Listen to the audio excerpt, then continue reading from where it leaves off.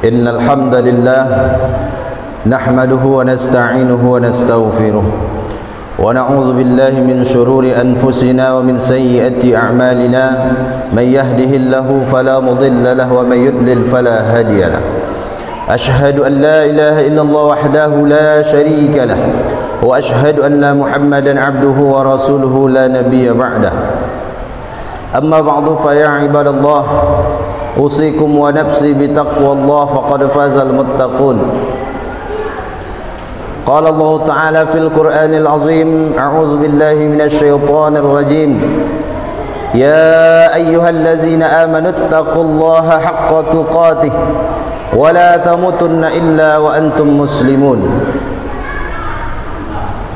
وقال الله تعالى في آيات الأخرى يا أيها الذين آمنوا اتقوا الله وقولوا قولا سديدا يصلح لكم أعمالكم ويغفر لكم ذنوبكم ومن يطع الله ورسوله فقد فاز فوزا عظيما صدق الله العظيم.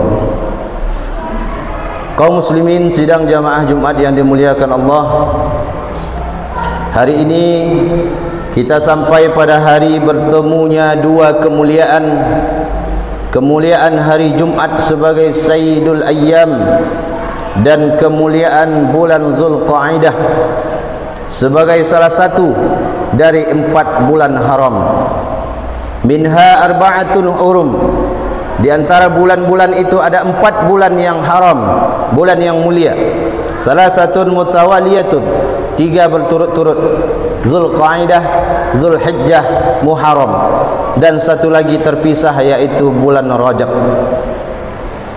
Dan hari ini kita telah memasuki hari yang ke-18 dari bulan Zulqa'dah yang mulia itu.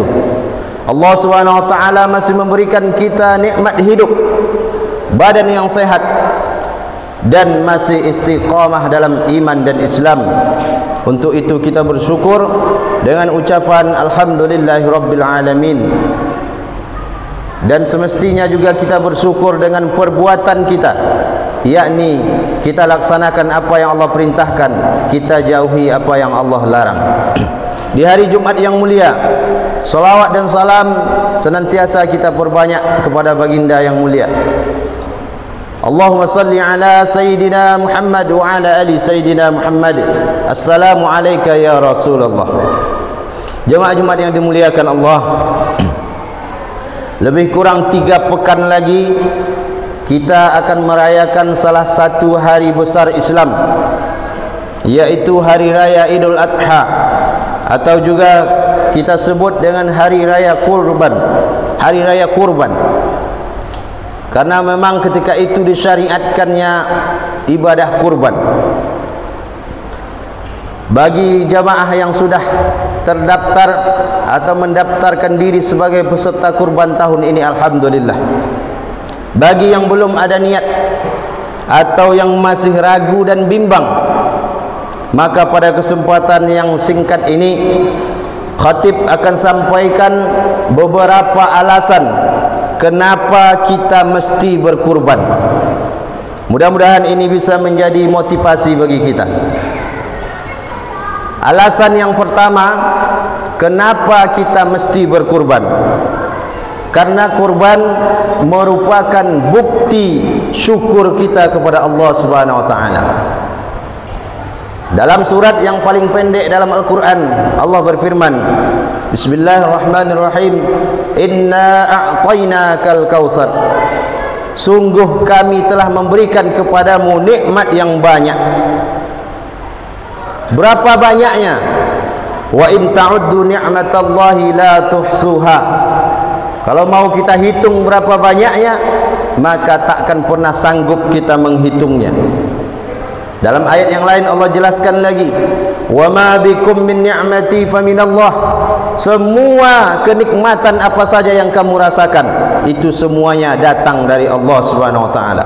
Allah beri kita rezeki yang lancar, Allah beri kita harta yang banyak, kebun sawit yang luas, Allah beri kita badan yang sehat, anak, istri, keluarga yang bahagia, tempat tinggal yang nyaman, hati yang tenang, segala urusan yang Allah mudahkan, iman yang masih istiqamah dalam Islam, maka itu semua nikmat-nikmat Allah yang wajib kita syukuri.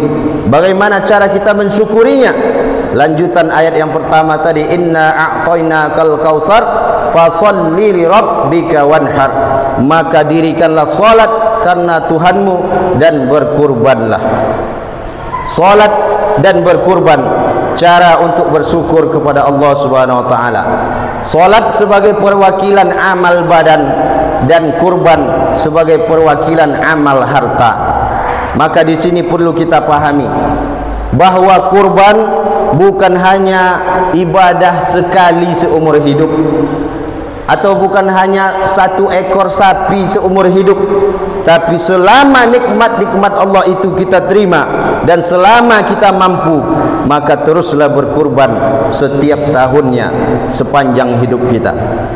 Jangan kita bandingkan kurban kita dengan tetangga yang hanya baru sekali dia berkurban, atau jangan kita bandingkan dengan kawan kita yang tak pernah sama sekali ikut berkurban. Tentu kita merasa sudah hebat sekali kurban kita, setiap tahun kita ikut, sampai 7 kali kita ikut, sudah hebat rasanya. Kalau kita bandingkan dengan kawan kita yang tak pernah berkurban, tapi bandingkanlah, lihatlah bagaimana junjungan kita, suri tauladan kita yang paling mulia, Nabi Muhammad SAW berkurban. Berapa kurban beliau? Ketika Haji Wada tahun 10 Hijriah, beliau berkurban 100 ekor onta. 63 beliau sembelih sendiri, sisanya disembelih oleh Ali bin Abu Thalib. 100 ekor onta sendiri tanpa berkongsi dengan kawan. Lalu kita 1 ekor sapi berkongsi dengan 7 orang, lalu sudah merasa paling hebat kurban kita. Maka lihatlah bagaimana korbannya Nabi Muhammad SAW. Maka beliau adalah orang yang paling pandai bersyukur kepada Allah dengan kurban, dengan solat.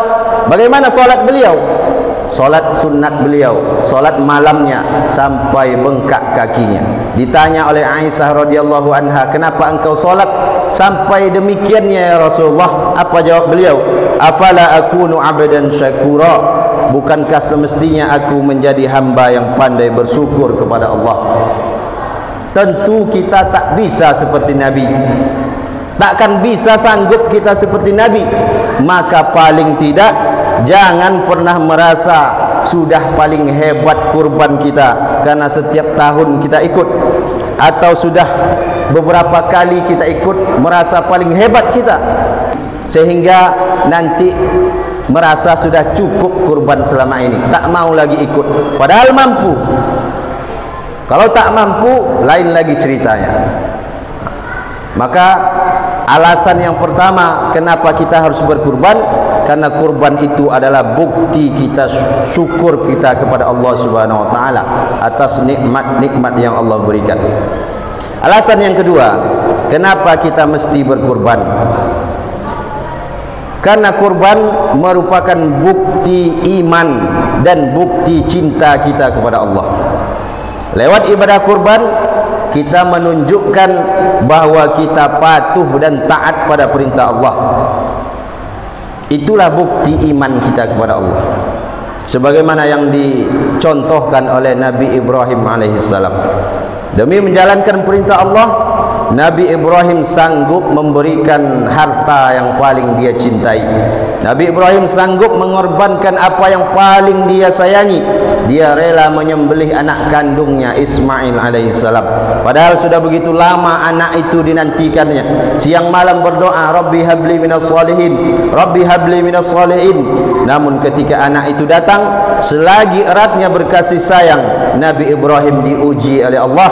Sanggupkah dia mengalahkan rasa cintanya kepada anaknya demi cintanya kepada Allah? Sanggupkah dia mengorbankan apa yang paling dia cintai demi taatnya kepada Allah? Karena Allah berfirman, lan tanalul birra hatta tunfiqu mimma tuhibbun. Kamu tidak akan mendapatkan kebaikan sampai kamu sanggup memberikan apa yang paling kamu cintai untuk Allah Subhanahu wa taala. Dan Nabi Ibrahim alaihissalam lulus dengan ujian itu. Maka begitu pula kita hari ini. apakah kita juga akan lulus dengan ujian ini atau tidak? Apakah kita bisa mengalahkan rasa cinta kita kepada harta dengan cinta kita kepada Allah? Apakah bisa kita mengalahkan nafsu dunia kita demi patuh pada perintah Allah, demi cinta kita kepada Allah Subhanahu wa taala? Itu alasan yang kedua, karena kurban sebagai bukti cinta, bukti iman kita kepada Allah Subhanahu wa taala. Yang ketiga, kenapa kita mesti berkurban? Karena kurban balasan pahalanya sangat besar yang diberikan oleh Allah Subhanahu wa taala. Berapa besarnya pahala kurban? Dalam hadis riwayat Ibnu Majah, Nabi katakan, "Bi kulli sya'aratin hasanah." Pada setiap helai bulu hewan itu ada pahalanya. Dari hadis ini Nabi ingin menyampaikan bahwa saking banyaknya pahala kurban itu sampai tak terhitung jumlahnya, sebagaimana tak mungkin kita menghitung berapa jumlah bulu hewan kurban. Banyak sekali. Dan dalam hadis yang lain, masih riwayat Ibnu Majah, Nabi bersabda, "Wa innahu la ya'ti yaumal qiyamah bi quruniha wa azlafiha wa as'ariha." Nanti pada hari kiamat hewan kurban itu akan datang dengan tanduk-tanduknya, dengan kuku-kukunya, dengan bulu-bulunya. Maknanya apa? Sedangkan tanduk, kuku, bulu yang biasanya menjadi sampah itu pun akan datang bersaksi, akan datang menolong orang-orang yang berkurban, apalagi dagingnya, apalagi tulangnya, apalagi hatinya, apalagi jantungnya. Tak akan ada yang menjadi sia-sia dari hewan kurban yang kita kurbankan itu. Semua dicatat sebagai pahala oleh Allah Subhanahu wa taala. Dan ketika hewan kurban itu disembelih, sebelum darahnya menetes ke tanah, maka ridha Allah sudah terlebih dahulu sampai untuk orang yang berkurban. Ampunan Allah atas dosa-dosanya sudah terlebih dahulu sampai untuk orang-orang yang berkurban. Jemaah Jumat yang dimuliakan Allah, yang masih ragu, yang masih bimbang, hilangkanlah keraguan di hatimu. Buang jauh-jauh pikiran yang menganggap bahwa harta akan berkurang kalau kita ikut berkurban. Karena Allah Subhanahu wa taala berfirman, berjanji dalam Al-Qur'an surat Saba ayat 39, "Wa ma anfaqtum min syai'in fahuwa yukhlifu." Setiap harta yang engkau infakkan di jalan Allah, maka pasti akan Allah ganti. Wa huwa khairul raziqin, dan dialah maha pemberi rezeki yang sebaik-baiknya. Dalam hadis Nabi juga berjanji, "Ma naqasat shadaqatun min mal." Sedekah tidak akan mengurangi harta. Inilah jaminan dari Allah dan Rasulnya bagi orang-orang yang bersedekah, bagi orang-orang yang berimpak di jalan Allah, bagi orang-orang yang berkurban, maka akan Allah berikan ganti yang lebih baik dari apa yang telah mereka sedekahkan itu. Maka bagi yang sudah terdaftar ikut berkurban tahun ini, alhamdulillah, mudah-mudahan tetap istiqamah setiap tahunnya. Bagi yang belum, padahal sudah mampu, padahal punya harta, tapi tak mau juga berkurban, maka ingatlah ancaman dari Nabi SAW, "Man wajada sa'atan," siapa yang punya kelapangan rezeki, falam yuduhi, lalu dia tidak mau berkurban, fala yaqrabanna musallana, maka jangan dekati tempat solat kami, jangan ikut berhari raya bersama kami. Keras ancaman dari Nabi ini. Inilah yang menjadi dalil bagi mazhab Hanafi menyatakan bahwa hukum kurban itu wajib bagi yang mampu. Apa standar mampu itu? Maka dalam buku-buku fikih disebutkan 3 syarat dikatakan mampu. Yang pertama, dia mampu sanggup memenuhi kebutuhan dirinya sendiri.